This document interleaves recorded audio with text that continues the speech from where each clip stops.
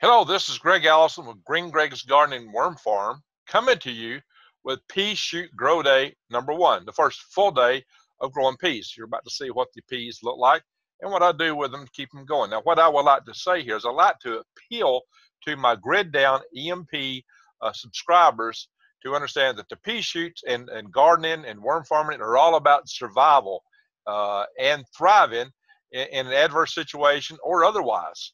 Because if the grid goes down, you better be able to grow your own food. Also, I anticipate we may be coming into a grand solar minimum, which food prices are going to skyrocket, and there may be shortages. So this is good to know. And I'll be showing in the future how to grow your food, even microgreens, without the lights that I typically use. And some people ask what lights I use. Actually, I use T12s. They're just regular fluorescent tubes. Yeah, I could do better. I could optimize it, but I just use what was readily available and I could get in a hurry at Lowe's. Yeah, you can buy LEDs and things like that. They're more expensive. I went cheap to set up from the get-go. I'll pay for it later in power a little bit, but not too bad. So those questions are answered. Please bear with me if you're my EMP grid down subscribers, because these things are actually important. These are things you ought to know. And if you don't want to watch these videos, fine. Bear with me, because there will be many more videos coming in the grid down series. I'm going to cover a lot of things, including prep. The next grid down video actually is going to deal with what you can do to help prevent the grid down and how you deal with it after the grid goes down, what you can do personally. That's going to be the next video in that series. But when this pea grow along, I will do it a day by day, all the way up through about day 12 of the peas, and there will be sun shoots and other microgreen grow alongs like this. And in the future, at some point, I'll try to announce these ahead of time and make these postings more regular. I delayed this posting because I've noticed my EMP grid down people were not happy with me posting these kind of videos for some reason. A lot of you unsubscribe when I post these type videos. And that's why I'm making the point that I'm making. And that's why I actually delayed this posting, is so that you could have the confidence that I will be posting plenty of grid down material. So I hope you're happy with that.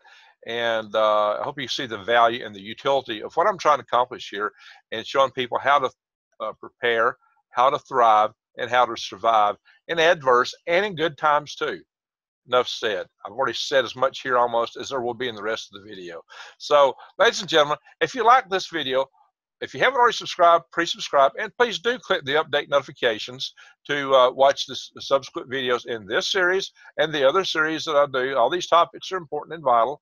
And if you don't like these specific videos, if you're wanting to unsubscribe, how about in that case, maybe just unclick the bell, because at least you can see what we've got going on here. But I really say you got to consider leaving that bell clicked, because there's going to be a lot of good stuff coming up and you might miss it. So anyway, thank you, and watch the video. Here it comes. So let's see what we got here. What we're going to find is peas will be sprouting. Oh, that's sunflower. We'll do them another video. We're devoting this video to peas. We got all these things stacked in here together. So what we see are the peas starting to sprout. They smell good. They don't smell bad. And I think I probably should put them in a little thicker. Once again, we see the peas are just starting to sprout. So what I'm going to do is I'm just going to water them and put them back. I'm looking at them, they look fine. I'm going to water them and put them back. Okay, so we're going to water our peas. Once again, we got our trusty, dusty watering pump here. And this is the higher value one, as I mentioned in the previous video. We don't want to use these little El Cheapo ones that come with plastic O-rings. Get those at Dollar General. They're good for 3 or 4 uses.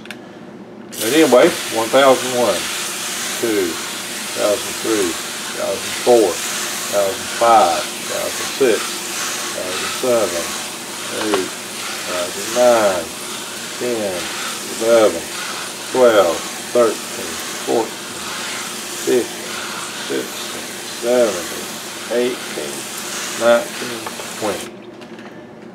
I often find to get the level of water I want, moisture, I'll do about 25. I think we got there today. Yep, it's up to my index finger knuckle, which is right there with the water when I put it in the little tilt test here. That's about where I want it. So the 20 count works. 20 seconds is what I'm spraying for.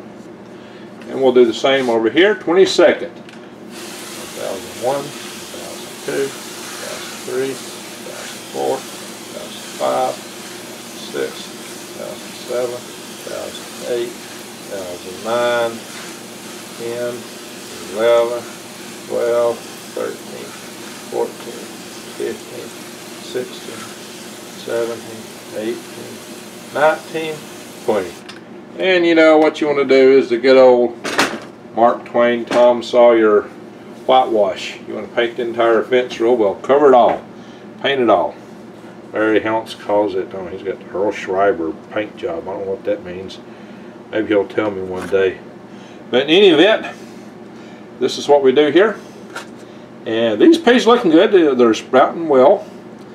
And they didn't soak too long. There's no foul odor. You can always look if you see anything that looks like you'd like to get out of there that's not going to make a pea, that you don't want just to rot and make foul odors, like this little piece of husk or outer shell of the pea that come off. That's going to provide no value in here. Since it's not corrected to a pea shoot, it's not going to give nutrient to a sprouting pea. It has no value to me. I don't know, maybe the roots would hit it later and sucked it up, but I don't think so. We want this to stay very fresh, so there it is.